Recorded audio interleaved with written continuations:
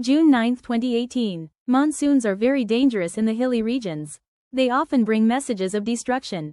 Only those who have to do it understand how difficult patrolling at night is. T2, put your car on the side. The rain is pouring down. The road is already in bad shape.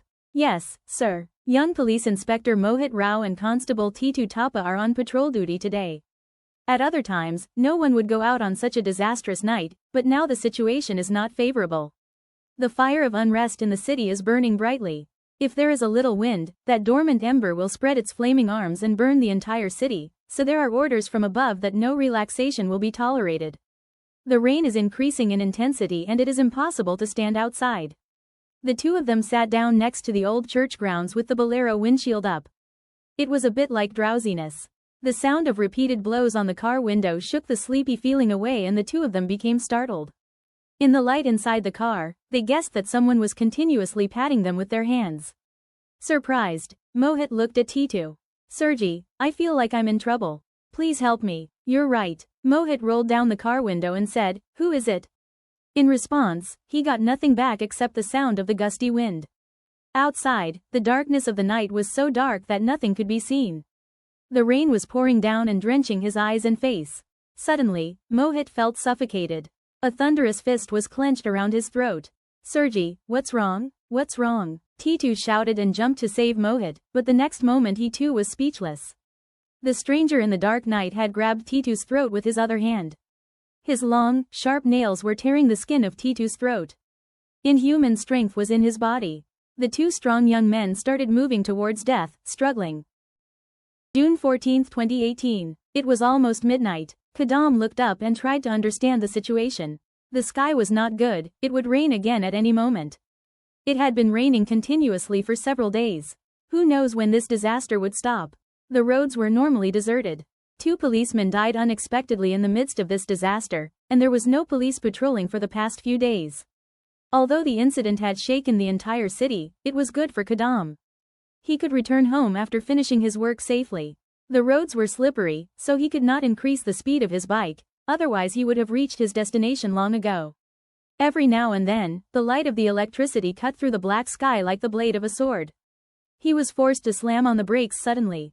He was almost falling over on the slippery road. He managed it anyway. Who is it? Why are you standing on the side of the road?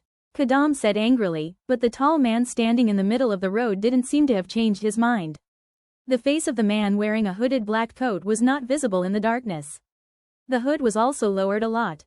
Kadam stopped the car and stood facing him. He didn't know who he had come to meet in the middle of the night. As Kadam approached, the stranger removed the hood of his head. Looking at his face in the light of the bike's headlight, a cold current of fear flowed through Kadam's entire body. Seeing the bloodless pale face and 2 eyes like burning embers, Kadam lost his speech for a few moments. Then, in a fit of rage, only one word came out of his mouth, Peter. His mind told him to run away, but as he was about to run away, 2 hands grabbed both sides of his ears.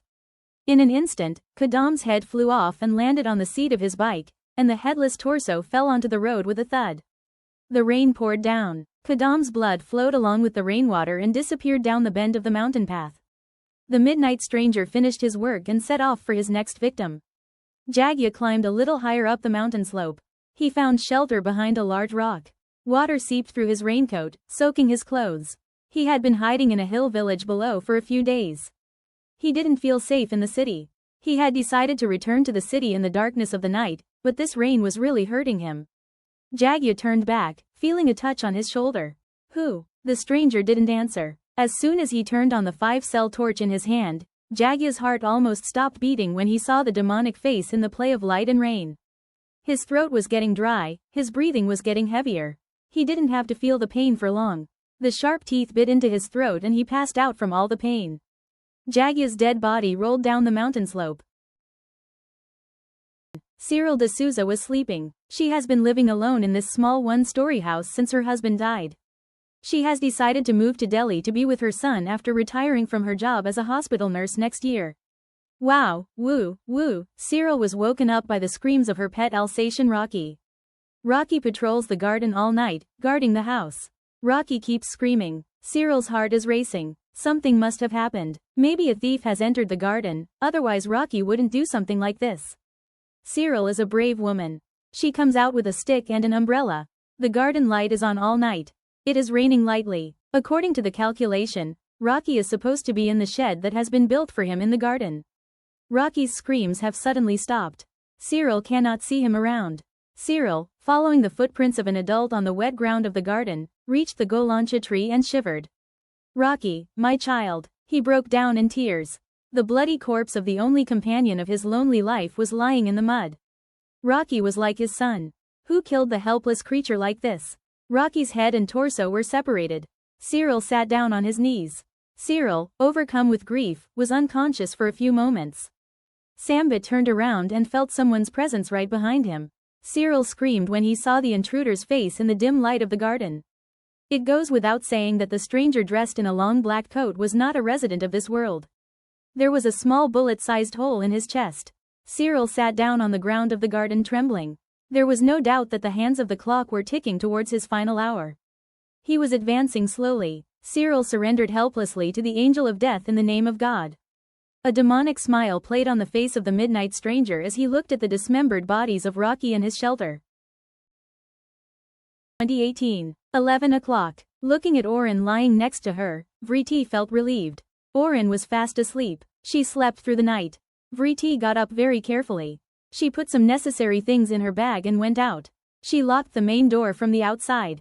She did everything silently. If Oren got up, it would be difficult. All her plans would fail. She walked quickly, ignoring the rain. She had to reach quickly. Sudeep was waiting for her. Oren pulled the back door and almost ran out onto the road. Vriti's red raincoat could be seen a little further ahead. A flash of lightning struck somewhere in the distance. A chill was rushing down from the mountains, accompanied by water vapor. Where was Vriti going on such a day, leaving the safe haven of her bed? They had gone to Kolkata on vacation in mid-June. That was where the seed of doubt first planted itself in Oren's mind.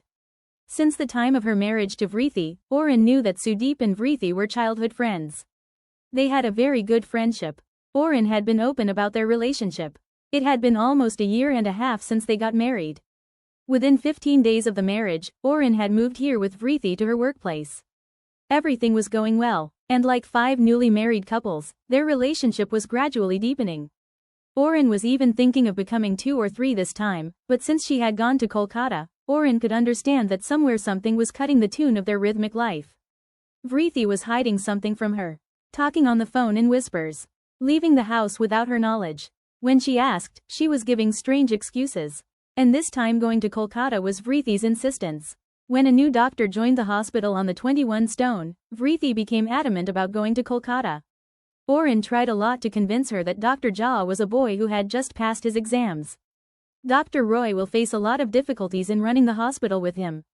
The hospital here is very small. There is not much staff. Moreover, the sudden death of the hospital's great hope, the elderly sister Cyril. After that, Vriti did not budge an inch from her insistence. Finally, she started crying and forced Oren to take leave.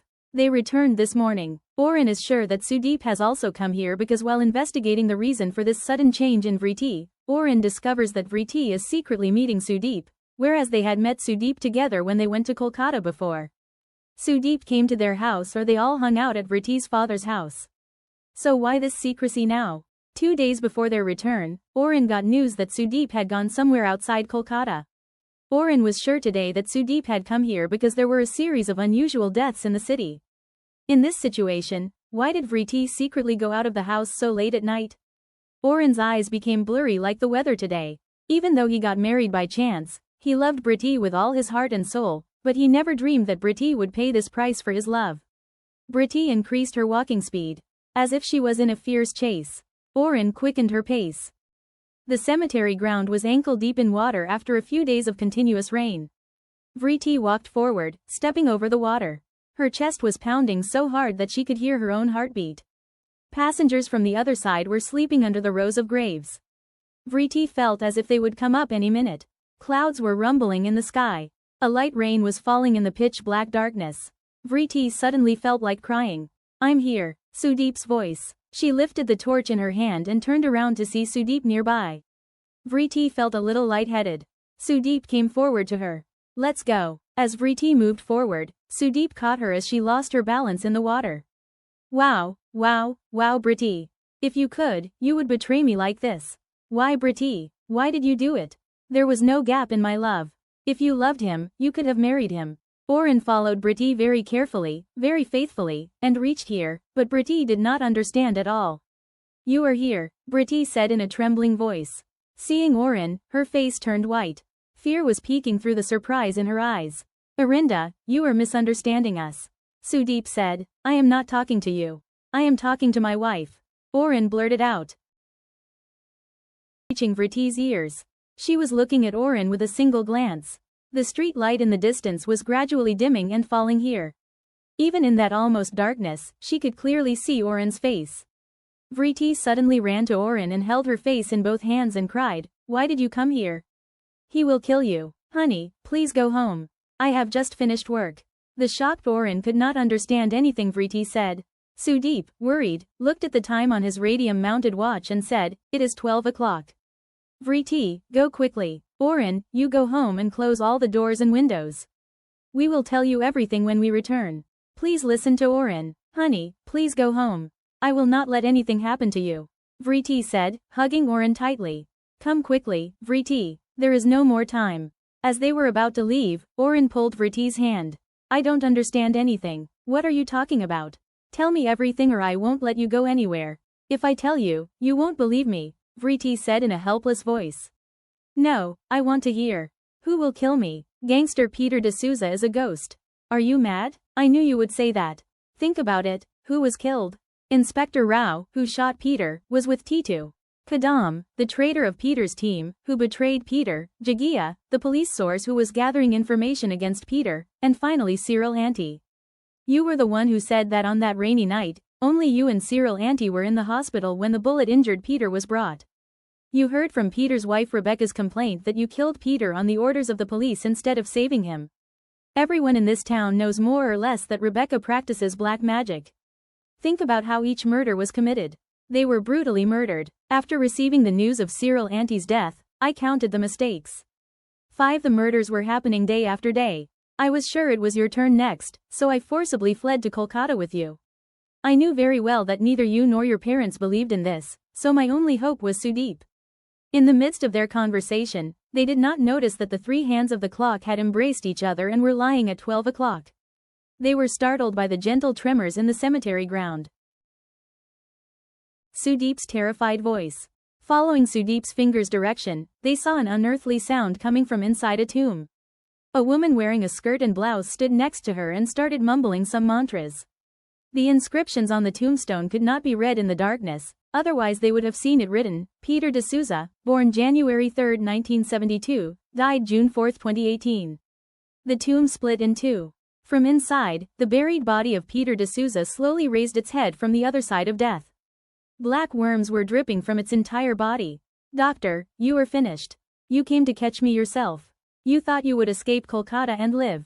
Rebecca had a cruel smile on her face, a fire of revenge in her eyes. Run, Oren, Britty shouted. In a moment, the pistol in Rebecca's hand roared. Oren stumbled and fell into the muddy water. She was shot in the leg. Doctor, I could have easily shot you in the chest. I am a gangster's wife. My aim is in vain. I have slept with many people. But I want Peter to avenge his death himself. You have survived for many days. You are still alive because I do not have the strength to wake Peter up every night, Rebecca hissed. Britty, run away. No, I will not leave you. Britty grabbed Oren while sitting in the water. Peter, who looked like a ghost, came very close to them. A horrible rotten smell spread in the air. Sudeep pulled Oren to a standing position, but there was no way to escape. On the other side, Rebecca stood with a raised pistol in her hand. Oren had given up hope. Today, their defeat at the hands of this devil was certain. Peter's sharp nails were slowly settling on Oren's throat. Britty's screams and Rebecca's loud laughter mixed with the chill, and they were coming back after hitting the mountain. Seeing no other way, Sudeep threw a punch, aiming for Peter's jaw, but God must have taken a different path today. Peter opened his bloodshot eyes and saw Sudeep. An invisible force knocked Sudeep about 10 feet away. Oren's breathing was almost stopping. Darkness was falling before his eyes.